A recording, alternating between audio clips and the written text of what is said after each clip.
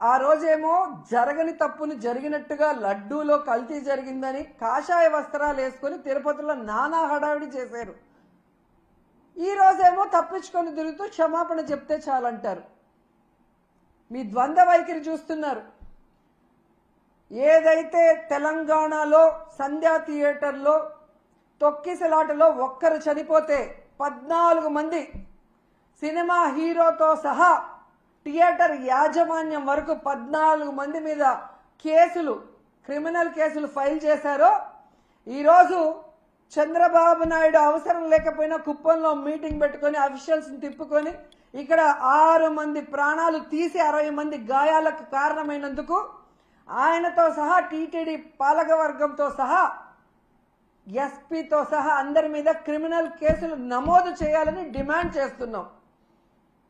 ఈ దేశంలో ఉన్న అన్ని న్యాయస్థానాల్ని కోరుతున్నాం.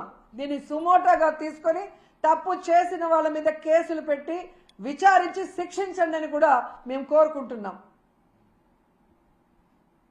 ఎంత బాధాకరం అంటే, నా చిన్నప్పటి నుంచి చూస్తున్నాను కొండ మీద ఇంత